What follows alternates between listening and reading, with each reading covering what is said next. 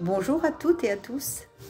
Je voulais partager avec vous une nouvelle vidéo qui fait suite à la vidéo sur laquelle je vous avais dit comment j'arrivais à dépasser mes difficultés suite au Covid. Et en fait, il y a eu depuis plein de choses qui se sont mises en place. Et du coup, ça me donne envie de vous expliquer comment personnellement j'ai fonctionné et dans mon couple aussi, comment on a fonctionné. Je ne suis pas seule pour dépasser le fait que on s'est senti pendant l'année 2020 terriblement euh, privé de liberté, surtout la liberté d'aller et venir librement puisque nous sommes des voyageurs. Donc ça a été pour nous assez contraignant. Le fait aussi de ne pas pouvoir recevoir nos enfants, nos amis à la maison. Pourtant, on a eu un petit souffle d'espoir cet été, mais qui s'est vite éteint. Et ensuite, la difficulté qu'on a eue à continuer à donner les cours de yoga d'une manière aussi libre qu'on voudrait. On ne pouvait pas.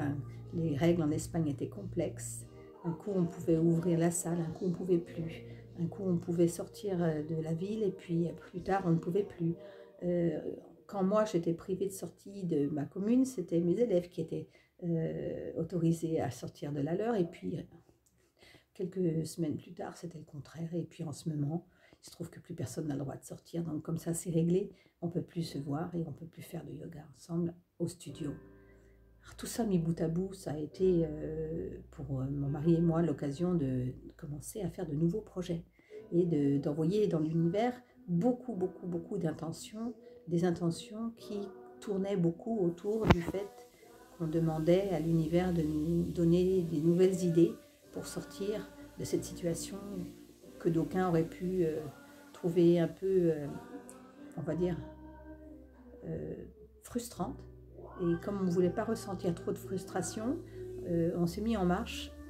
D'abord, évidemment, dans notre imaginaire, hein, on s'est mis en marche pour trouver des solutions, pour sortir de cette vie. Parce que le but de cette vidéo, c'est de vous montrer comment on s'y est pris pour trouver des marges de manœuvre et de reprendre un peu le contrôle de nos vies, au lieu d'attendre que les choses passent d'elles-mêmes.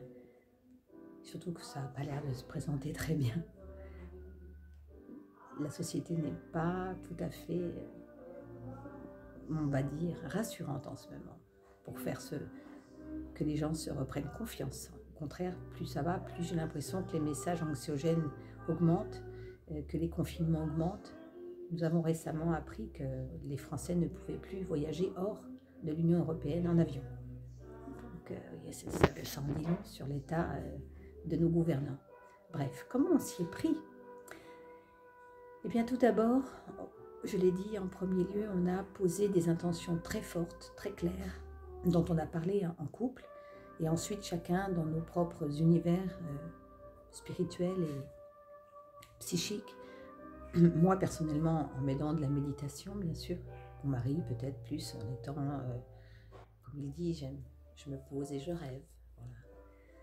On s'est mis en tête des intentions fortes.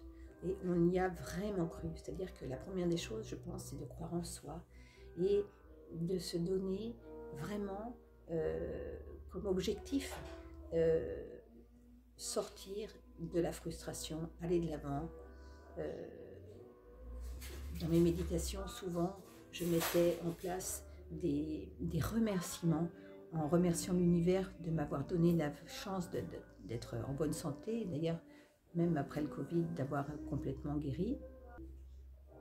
Puis, après avoir posé ces intentions, de demander à mon mari et à mes proches aussi d'y croire d'une manière la plus authentique, la plus sereine et la plus profonde possible, et d'une manière régulière et répétée.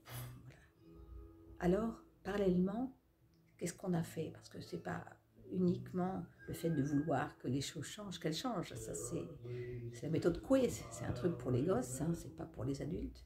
Pas parce qu'on croit à quelque chose que ça va se réaliser, ce serait trop simple.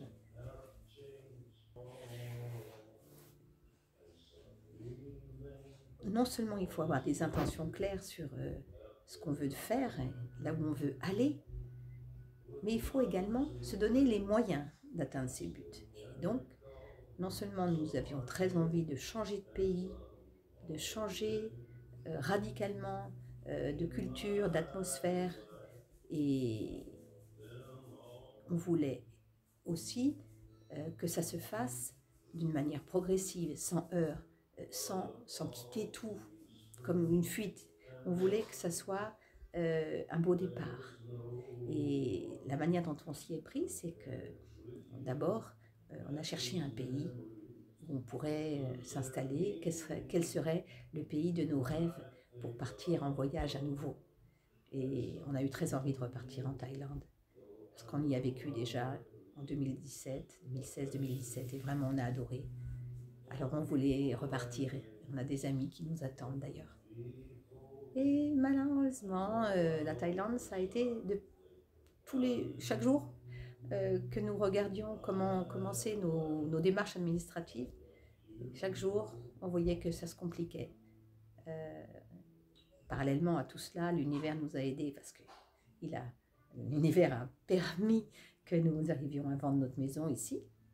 Donc ça a été déjà un très bon point parce qu'on est parti quand même dans l'idée de quitter l'Espagne définitivement. Donc il n'était pas question qu'on garde une maison. Et puis ça coinçait. La Thaïlande, ça coinçait. D'abord, il y a eu des restrictions concernant l'obtention des visas, et puis ensuite, il y a eu une quarantaine mise en place de 14 jours dans des hôtels spécifiques qui coûtaient extrêmement cher. Après, on ne voyait pas comment emmener nos chattes, parce que là aussi, il y avait des restrictions sanitaires. Ça se présentait assez mal. Et au lieu de nous énerver, de trépigner, de dire « Oh là là, on veut y aller, allez, on achète les billets, allez, on y va quand même, on se débrouille », là, on s'est rendu compte que vraiment, c'était pas possible, quoi. C'était pas le moment. Donc, on a écouté aussi ce que nous proposait la vie. On ne s'est pas entêté dans une intention qu'on avait forte de partir là-bas. On a aussi travaillé dans le mental à être souple et flexible et adaptable si jamais il y avait des obstacles. Et on a considéré que cette difficulté pour aller en Thaïlande était un obstacle. Alors on s'est dit, tu vois, l'idée première de rentrer en France, c'est d'aller acheter une petite maison là-bas et se rapprocher de mon fils et puis repartir peut-être depuis la France vers un autre pays. Alors ce serait peut-être ça le projet. Et c'est ce qu'on a fait. Et quand on s'est guéri du Covid et qu'on s'est senti en forme, Patrick est parti en France une semaine à la recherche de cette maison.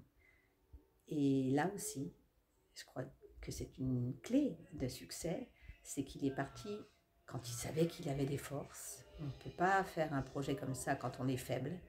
Donc il a senti qu'il était prêt. Moi, je l'ai énormément accompagné psychologiquement et mentalement. Je suis restée, moi, en Espagne pour garder les chattes et me reconstruire aussi. J'avais encore besoin un peu de reprendre des forces. Et puis j'avais tellement envie d'être un peu seule aussi, c'est bon. Alors il est parti avec ma bénédiction et il a trouvé le dernier jour en fait, après une semaine de voyage, d'aller et venue sous la pluie battante parfois et d'aller d'agence en agence où il avait pris des rendez-vous pour visiter des biens. Finalement il a fini par trouver la maison de nos rêves, une vieille maison en pierre médiévale dans un village aussi très ancien, un petit village du Gers. Et je vous le présenterai bien sûr quand ça sera le moment. Donc, qu'est-ce qu'on en tire aussi comme enseignement de ce voyage? C'est que même quand on n'arrive pas tout de suite à trouver ce qu'on cherche, il faut s'accrocher et faire preuve de ténacité, de détermination. L'objectif qu'il avait, c'était de revenir avec cette maison et il s'y est tenu. Il m'a même avoué que le dernier jour, quand il était sous la pluie et qu'il s'apprêtait à baisser les bras, une forte... comment va-t-il dire ça?